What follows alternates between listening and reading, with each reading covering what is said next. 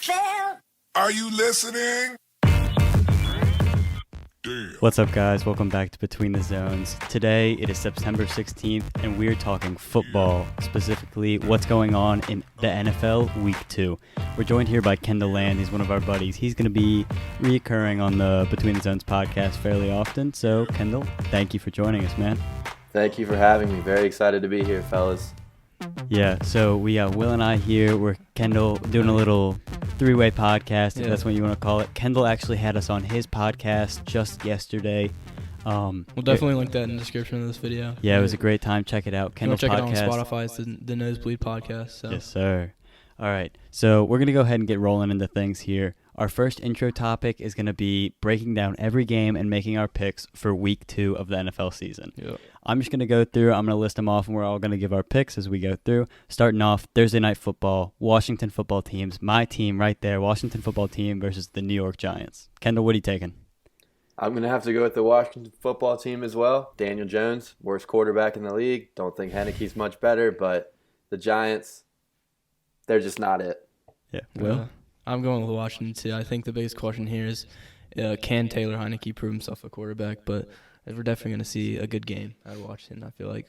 Yeah, I mean, as a Washington fan, of course, I'm going to take my own team here, and it's a divisional game. But some things to look out for is that Daniel Jones is actually 4-0 against Washington in his career, so he's had some good success.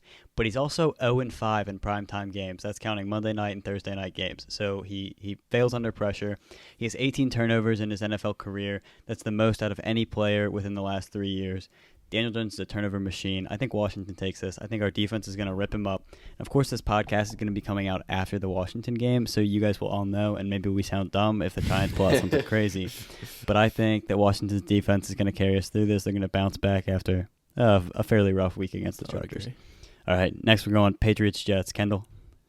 Definitely Patriots. The Jets, Jets, Jets, they S-U-C-K, suck. Fair enough. Yeah, I mean, I like their coach in Salah, but they're going to get outcoached here. They're going to get outplayed here by the talent. Belichick's going to continue his hot streak of beating the heck out of the Jets, and I think that even though it's a rookie QB showdown and we don't know we're going to get out of Mac Jones or Zach Wilson, I think the Patriots take this one pretty easily. Yeah, give me the Pats on that game. Their defense is just really good right now, and I think they can get a lot of pressure on Wilson, and that's just going to force him to throw up a bad ball too, you know? Yeah. All right, next we got Broncos and Jags. Who are you taking, Kendall? Broncos, that defense is just going to reign supreme. That's fair enough. Also, I don't know if you've seen the clip, but we had Von Miller talking to Teddy Bridgewater on the sideline. Comparing him to Peyton. Yep, and he says it's the first time he's ever felt that way about his team, about his QB since Peyton was there. So some high praise from a future Hall of Famer and Von Miller. I'm liking Teddy Bridgewater there. I think that offense is going to figure something out. I think they got talent. Their wide receivers are good. That defense is amazing, though. I think the Broncos take this one easy. Yeah, give me the Broncos of this game. I think Jerry Jeudy has high upside this season with Teddy Bridgewater. Come on, guys. We got to disagree. I know. Well, maybe we do on the next one. What do you got? Bills-Dolphins. I'm taking the Bills. I think they rally from that Week 1 loss. I think they can beat the Dolphins. Yeah, that's fair enough. I mean, you got to expect that Josh Allen's not going to have too many bad weeks here. If any of you guys care to go listen to Kendall's podcast, we actually had a pretty big discussion later on about Josh Allen and Aaron Rodgers and where that MVP race took him and how it's going to compare specifically with Aaron Rodgers. But I think Kendall's right. I think the Bills bounce back here. But something to think about with the Dolphins. The Dolphins, in their last 23 games, have managed to force a turnover on defense. It's the longest active streak in the NFL. You've got Dolphins with 28, and then I'm pretty sure you have the Cowboys, Washington, and one other team that I can't remember tied for just 8 games. So, pretty insane stat. They keep forcing the turnovers here. I think the Bills still win. Well, they also have Tua turn the ball over. Sorry to interrupt you there, Will, but they have Tua turn the ball over, which is very troubling for me. And J.C. Jackson, after they lost to the Dolphins, was like, well, Tua, he just kind of chucks the ball up, and that is what happened. They did get an interception, and you could tell the Dolphins got a game plan to manage him, you know? Mm-hmm. Yeah, I'm going to take the Bills here, too. I mean, it's going to be pretty close in my eyes. You got to watch out for that Xavier Howard and Stephon Diggs matchup, but yeah, give me the Bills. Yeah. Next, we got 49ers Eagles. I'm going to go ahead and put in my pick here first. I think the 49ers do win this game. We're going to talk about it a little later with our start and sits in the fantasy football category. But just to keep it brief, I think 49ers win this game. Yeah, I'm going to take the Niners too, just to keep it brief. Yeah, Niners. Nothing else to say here. All right. Next, we got Rams Colts. Battle of the defenses here. The Colts didn't really show up the way we wanted to see them against the Seahawks in Week 1, but I do think they still have a super talented defense. They're kind of fighting some injuries, though, and we'll see how they play out. But the Rams looked superb in Week 1. I think the Rams have to take this game home. I would take the Rams, too. Matthew Stafford, an early potential MVP candidate. That team is great. Again, another fun topic we talked about on the Nosebleeds with Kendall, and you guys should definitely check out that Just podcast. giving more reasons for them to check it out. Let's go ahead and Plug do the it. pod, Run it. Plug the pod. Yeah, I'm going to have to go with the Rams here too, boys. I mean, I think the Rams are the number 1 team in football right now. They got my old quarterback, Matthew Stafford. Defense speaks for itself with Aaron Donald, Jalen Ramsey, and, of course, they have Sean McVay, the mastermind at head coach. So, Rams. Yeah, so that is your old quarterback, but what would happen to be the jersey you're rocking today, Kendall? You give us a little turnaround right there? JG 116. That Jared Goff? How you feeling about Jared? Jared Goff, I'm encouraged by the 3 touchdown passes he had against the 49ers. I mean, yeah, it was at the end of the game, but he almost led us back to a victory. I mean, we had every opportunity to win that game still. I think Goff, like I said on my pod, if we can plug it one more time, Goff is someone, if you treat him like a superstar quarterback, I think he plays at an elite level. But if you act like, oh, we can't make Jared do too much, and you kind of try to play it safe with him, then he kind of gets in his head. It's all between the ears with him, and he messes up. So I think Goff, since we're so bad, if we treat him like he is the man, like he is the franchise, he will be the franchise. Yeah, fair enough. I'm going to go ahead and jump down a couple games. We'll come back up in a second. Since we're talking about Goff, what's your take on that Lions-Packers game? How you feeling? We're going to get blown out. I think we might have had a shot at maybe keeping it a 1-possession, 2-possession game before the Packers went and got blown out by the Saints. Now Aaron Rodgers is hearing all this mumbo-jumbo in the media. He's going to be like, oh, we're going home to Green Bay now. Primetime game. Got to prove something. Oh, wait, we also play Detroit. One of the worst 3 teams in the league. Yeah, he's just going to carve us up. He loves playing the Lions in the first place. Our team's not very good also, so just not a good formula there. Yeah. And we put in the notes here that I want to just add this. The NFC North is just in the toilet right now. All of the teams, Horrible. I feel like, are just getting worse and worse. Yeah, I think every single if we were team. competitive, we could beat the Packers and keep the Packers out because, I think it was 3 or 4 years ago when the Lions were last relevant, and it was either the Bears or the Vikings. They were solid, but the Packers were just ridiculously good. And now the Packers aren't that good, but we're all terrible. So it just sucks. Yeah, I'm pretty sure every team in the NFC North managed to lose their game, which is the opposite of the NFC West, which, again, like we talked about on the Nosebleeds podcast, the NFC West has the potential this year with the extra wildcard seed to send all 4 teams to the playoffs. I think my biggest reach there, you could say it's the Cardinals there because we don't know how Kyler's going to hold up, but I think it's definitely the 49ers right now. We don't really know how that offense is going to play out. But anyway, let's get back into the games that we were talking about. Our next game is going to be Raiders-Steelers. Who are you taking, Kendall? Raiders-Steelers. Going to have to go with the Raiders here. Derek Carr looked promising, and honestly, I'm just not confident in the Steelers. I'm not saying the Raiders are going to be some Super Bowl contender. I'm not saying Derek Carr is going to win MVP, but I think they'll be a lot better than what people are giving them credit for, and I think the Steelers are a lot worse than what people are saying they are. I don't know. I would disagree with that take, but I'm gonna take the Steelers for this game. I think that Mike Tomlin has proved that he can coach a team well, and their defense is just top 5 in the league, and I think that they're gonna be good this season. Yeah. Here on the script we have that I took the Steelers here over the Raiders, and I think I'm gonna hold to that one. But I do have to say that the Raiders managed to do some pretty crazy stuff. We've seen it almost every year. They beat the Chiefs when they were 2-2. Chiefs were 4-0. They had this crazy game, and I don't know right now if that's what the Ravens game was. It was just some crazy win that you're not going to get that replicated performance ever again, or if the Raiders are going to hold true to that. I'm going to stick with the Steelers here. I think their offense is the weak point, and Big Ben is I don't know. I don't know what Big Ben is. He's old, inconsistent. We can't really trust him. But that defense is great. T.J. Watt, now the highest paid defensive lineman ever. I think the Steelers defense pulls them through that game. You guys agree? Yeah, I would agree. All right. All right, next we're going to go ahead and say Bengals-Bears. Will, Bears fans, start us off. Let's go Bears. Start Fields. Yeah, I don't know if we're getting that one. Yeah, but man. I am going to say that the Bears do win this game. I think the Bengals are a little too inconsistent. I do like their receiving attack, though. That offensive line still kills me. But Joe Mixon led all rushers in rushing yards in week 1 with 127. So, some good signs. I think the Bears win this one. I think their secondary realizes how horrendous they were and hopefully jumps back. I would agree. Yeah, I'm going the Bears, because the Bears have a great defensive front seven. You know what the Bengals don't have? A great offensive line. They lack that. They could have. Well said, Kendall. They could have started building that. Could have drafted Penei Sewell, who my Lions took, but instead they took Jamar Chase. While Jamar Chase is interesting, he's fun. He's macaroni and cheese, but you don't need macaroni and cheese when you're missing the main course. That's fair enough. Good analogy. After week 1, you're redrafting. It gets to you guys. You're making your pick. Everybody's still on the board that was there. Are you taking Rashawn Slaughter or are you taking Penei Sewell? Honestly, I know Slater had a great first week, but it is still week 1. Penei Sewell, he's not even old enough to drink. Yep. That's one thing. Second He's thing, young. he's trying to play left tackle and right tackle. And I think Sewell is just – he's a generational talent, and they're dubbing him a Hall of Famer before he even got drafted.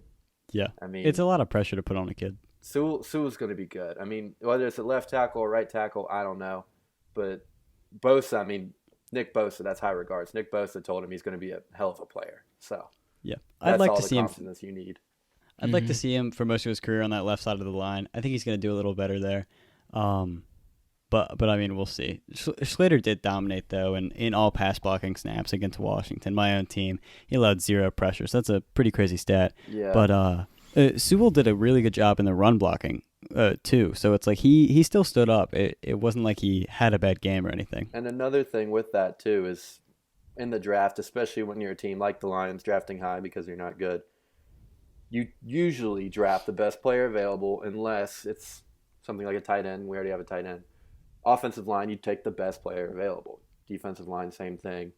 Yeah. You can kind of put it together. Sewell was the best player available. And we took Sewell knowing we have Taylor Decker at left tackle. Taylor Decker is a great left tackle, extremely underrated. But you don't draft Slater to play right tackle this year because that's where we have a hole. You draft Sewell, move him to right tackle because that's the future. We're building the future. We're not trying to win this year. We're not trying to fill our holes this year. While he might be playing right tackle this year, could move to left tackle, could just stay a right tackle. But Slater, it's just not the pick for us because we're not trying to contend this year. While the Chargers, they obviously are. Yeah, I think that was the number one thing going into the draft. Everybody knew Slater was going to come out of Northwestern, and he was going to play exceptionally well week 1. He was a refined talent, and like the ceiling wasn't as high as Sewell. Where you guys you're going to be sitting in this relegation realm for 2 or 3 years where you're rebuilding this team. You're not expected to compete. You're not expected to win games, and therefore the pressure isn't on Sewell to be great early on. Like he doesn't have to have a great week 1. Of course, you want to see good growth out of him over time and him to play well, but his ceiling is way higher than arguably anybody else in that draft. He is Kid's a beast. Such an absurd talent. So I agree with you. I still think that's the best of the picks. To get him at 7 was Honestly, great at the time. Could have easily went number 1 overall. It's just all about quarterbacks, and it's all about the flashy pick. Yep. Yeah. All right, I think we can move on here. We could jump down to that Cowboys and Chargers game if y'all want to talk about that a little bit. All right, we were just talking about Slater. Slaughter. So I think I'm going to take the Cowboys on this one, honestly. As Grayson rips my headphone out. But I think it's going to be close. These teams have great upside this season. If Dak's healthy, I think the Cowboys can go win the division, maybe go to the playoffs and make a good run. But the Chargers are also looking really good with obviously Slater's doing good and Herbert. their offense is just looking really nice right now. Yeah. So I'm taking the Chargers here, man. I think they win this game. I think both of these offenses are great. Of course, the Cowboys does have a slight advantage, but I think the defenses are not close. I think the Chargers do have a good defense, and I think the Cowboys have good talent on their defense, but they don't exactly have the coaching there. They have the players, just not the coaching. They can't put it together. They haven't been able to put it together for multiple years, and they've had the talent there every year. So with that said, I think the Chargers do win this game. I think they kind of ride their momentum out. But I don't know. This is probably the closest game for me all week.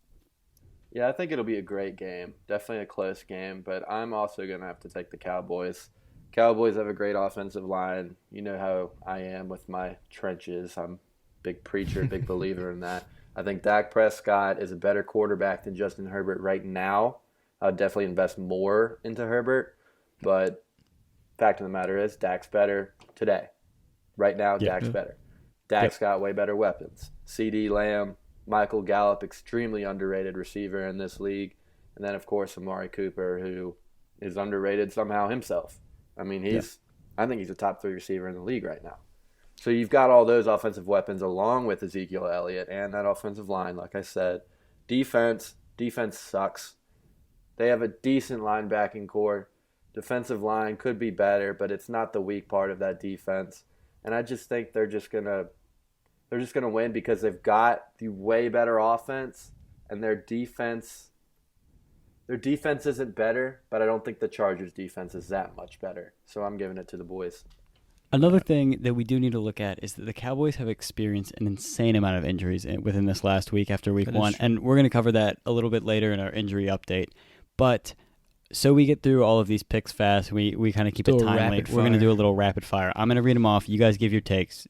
Give a take. You get 2 or 3 words, okay? Chiefs, Ravens. Give me the Chiefs. They're too good. Kendall? Chiefs. All right. I'm going Chiefs too. We got Titans, Seahawks. Give me the Seahawks. Titans struggled week 1. Tighten up. Kendall? Titans? All right. Okay. I'm going Seahawks. I think Russ still cooks. He's great in the first half of the season. We got Falcons, Bucks. Bucks, Brady. Easy. Bucks. They still have the fastest receiver in the league, Scotty Miller. No. We're going to disagree on that one. But I do say that the Bucks are going to dominate here. We're going to cover that in fantasy a little bit later. Mm-hmm. Vikings, Cardinals. Give me Cards. Kyler Murray looks very nice. Yeah, I'm going to have to rock with Bryce Langley here. Arizona Cardinals. If you guys don't know who Bryce is, you got to go listen to the Kendall Land on the Nosebleeds Podcast. Yep. We covered that a little bit. It's going to be in the link, and It's right just at the look it up beginning on of the Spotify. podcast, so you have no excuse to not at least go listen to the video. Mhm. For Like and subscribe. Yep, Sure. go ahead. Next, we're going to go Saints, Panthers. Give me the Saints. I think it's going to be a little closer than people think, but the Saints just looked really nice week 1. Saints, they're going to eat that W. Yep. Famous Jameis Winningston, whatever you want to call him. His crab legs. He's going to win games. I think the Saints take this one easy. Texans, Browns. Browns. Brownies. Yeah, I think the Browns are a lock here, but I do think that this is Tyrod Taylor's opportunity to kind of like flex if he's actually good or if week 1 was a fluke. He's solid. I feel like he doesn't make a lot of mistakes. I like Tyrod. He's had arguably the worst luck out of any quarterback in the league. He gets kicked out of his situation 3 weeks in every team he's played for. And I think that is actually all the games that we've gone and covered. I do believe so. We're going to jump down. These are our start sits for fantasy football, guys. So, of course, we're not going to be perfect, but these are guys and defenses, just groups in a whole that we think you have to play or you cannot play at all. Starting things off, we got Devontae Adams. We're going to start Adams here. Now, I can completely understand after Rodgers 1 point in week 1, you're going to be really hesitant here, right? But you got to trust Rodgers. Devontae Adams is great, and they're playing the Lions. The Lions lost. Sorry, Kendall, man. They lost their best cornerback, and he still sucked. They've got nothing. And I understand nothing. the Lions are rebuilding, and you can't expect them to have anything. But Devontae Adams is going to eat. And I think the Lions' run defense is better than their pass, so you're going to expect Aaron Rodgers to tear him up. Next, the entire Bucs offense. Okay, I mean, yeah, you got to start the whole Bucs offense against the Falcons. They just really suck on defense, and Brady's going to do his thing. Yeah. Literally anyone on their offense. This was our pick last week, too, against the Cowboys. We just thought that the Bucs offense was going to eat, and with this, they're playing an equally as bad defense in the Falcons that gave up, 30-plus points, high 20s against the Eagles. Mm-hmm. And I understand the Eagles' defense or offense is all right, but I think you have to start the entire Bucs offense. Start the running backs. We were a little iffy on them at first because they're splitting carries, and I'm not completely sure on them now. But Antonio Brown, he's a start. Mike Evans, way too many drops. Still start him. Chris Godwin, have to start. Gronk, start. Oh, I'm starting Gronk for sure. Gronk is so nice. Mm-hmm. Gronk, 2 touchdowns in week 1. Scotty Miller. Yep. Sure. If you guys have Scotty Miller and it's some 16-person super deep league, go ahead and start him. Maybe even 32-man might be worth the risk there. Yeah, I would say 32-man. I'm starting Scotty Miller every week. Oh, yeah, for sure. All right, we're going to go Dolphins defense, 23 straight forced turnovers. Now, I'm not super in love with this pick because they are playing famous Jameis, but Jameis did only have 143 passing yards last week, so not something crazy. I don't know. If you have the Dolphins defense, I don't think it's a horrible play. This is more of Will's pick, but I do think it's decent. Yeah, I would start the Dolphins, guys. Do it.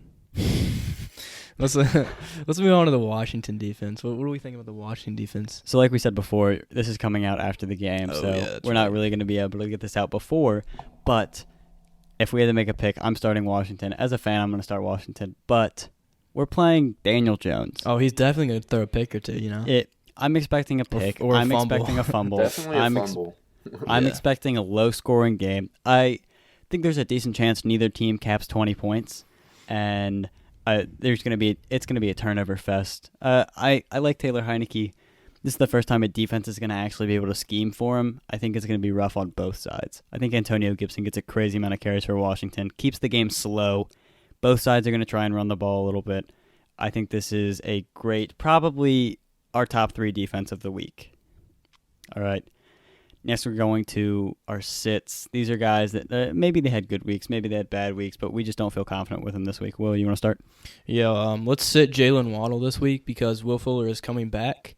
I don't know about him in general because he's got Tua throwing the ball to him, and I don't think that's really consistent. But now he's going to have to split his touches or targets with Fuller. So, yeah, I would not start Jalen Waddle this week if you planned on that.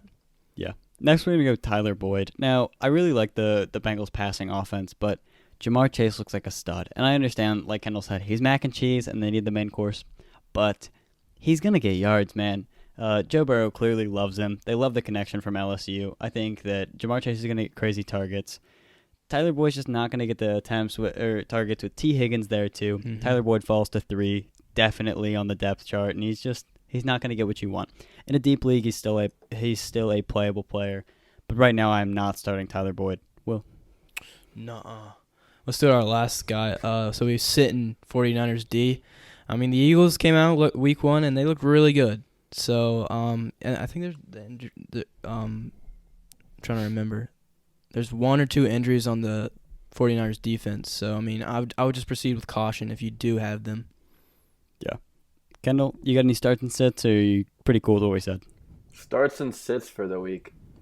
Derek Carr is an interesting one to me.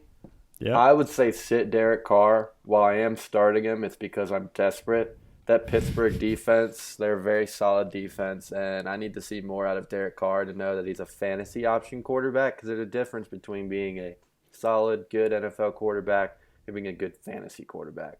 Derek Carr, that's completely fair. Definitely sitting Derek Carr. And I'm going to throw Robert Tonyan out there.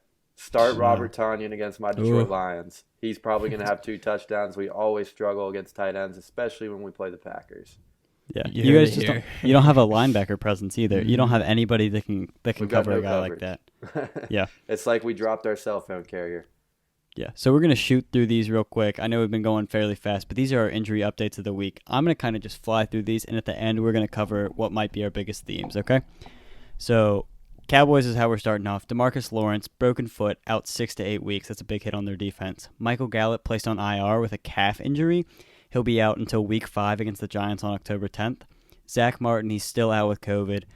OBJ just got listed by the Browns as out for Week 2. Raheem Mostert, as a lot of people know, will be out for the season with knee surgery. Also, just a side note, Raheem Mostert has received so much hate for his not a good performance in week 1.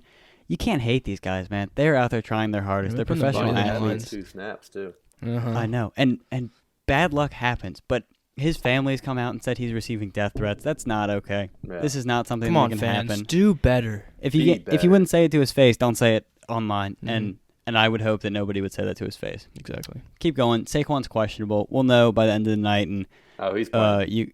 you guys will know.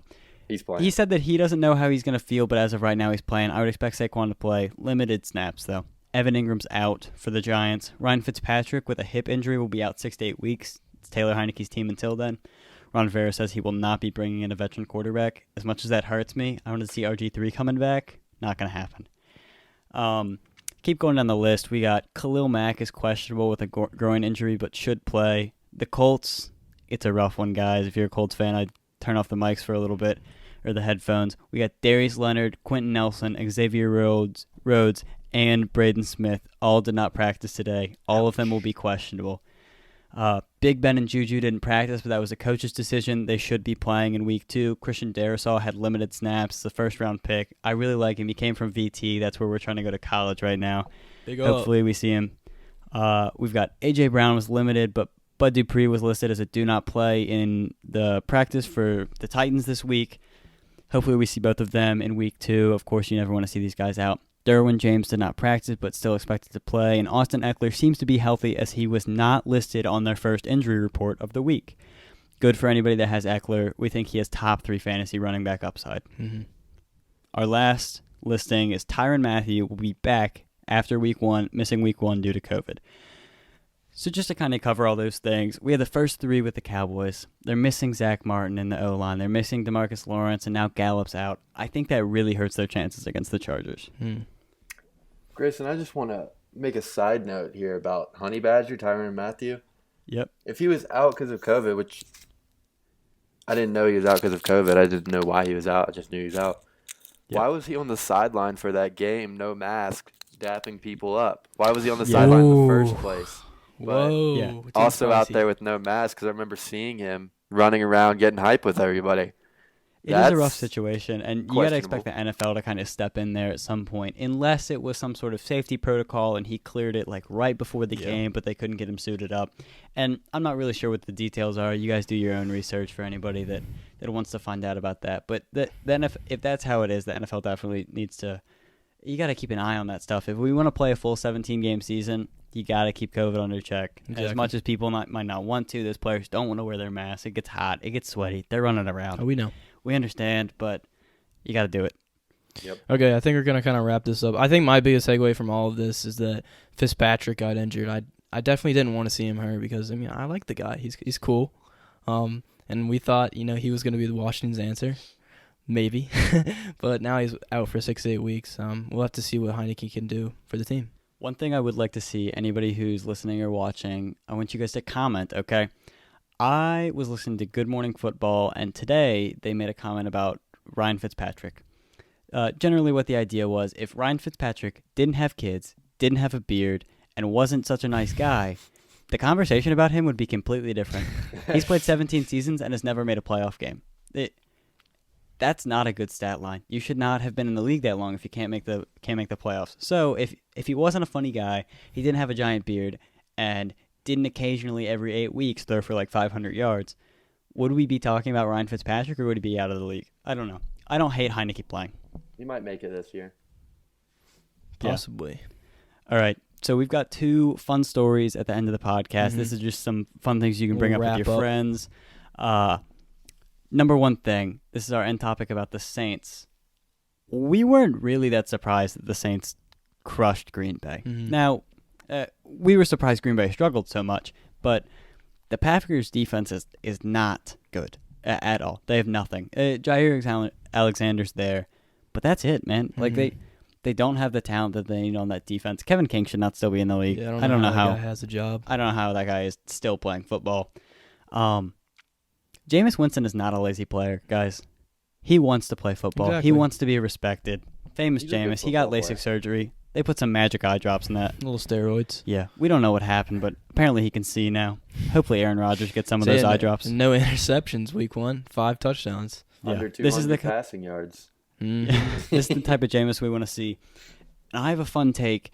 Everybody's kind of looking at Dak as the comeback player of the year right now. Why couldn't it be Jameis? Yeah, let's throw that out there. Why not Jameis, Because guys? of injuries. Yeah, but if we're going to talk about injuries, like, I don't know, man. I still think the fact that Jameis didn't play last year and Dak's going to be injury prone and potentially gets hurt halfway through the year again. Not wishing that on the guy. I really hope he stays healthy. I don't know. I think Jameis has just as good of a shot, and he's got a better all-around team around him. He's got a defense that's going to get their offense off the field and get Jameis the ball more times. He's going to get more attempts. And then, like, the last point in that game is the Saints' defense is good. It's always going to be good. Sean Payton knows how to coach a team. They still have talent there. They restructured a ton of contracts to kind of slide under the cap. It's a good defense. They're going to play well, even against a good offense with Green Bay. And our last little story here, this is a little good one for, I guess, all you Lions fans, any Megatron fans out there. Ooh. Calvin Johnson came out and said that if the Lions are willing to pay $1.6 million, it would repair the relationship with him. And you got to think, like, why would they do that? Why would they just give away the money? Worth it. But he's one of the two greatest players in Lions history. Oh, yeah. Him and Barry Sanders are the best.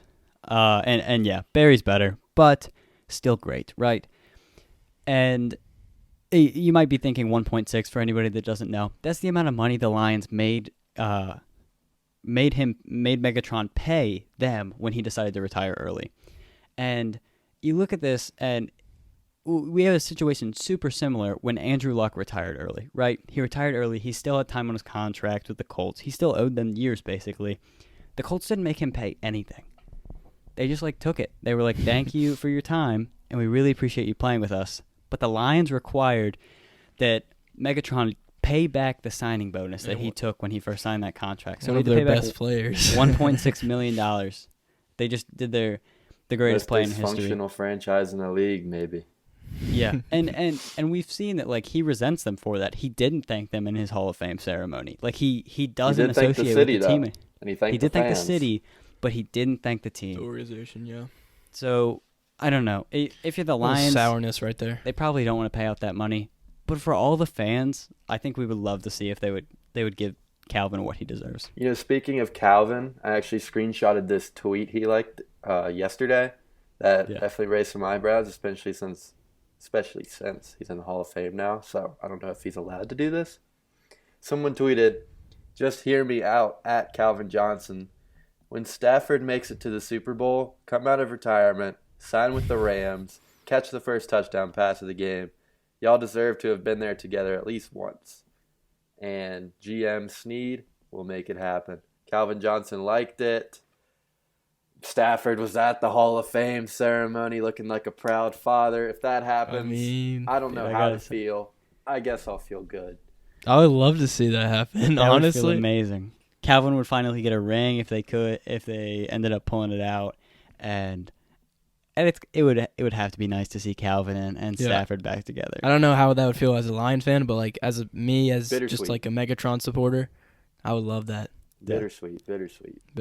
Yeah. We hope you guys enjoyed the podcast today. We're gonna go ahead and wrap up because we got to get out of here, get to the Salem Red Sox. If you want to hear about our job at the Salem Red Sox, you should listen to the Nosebleeds Podcast.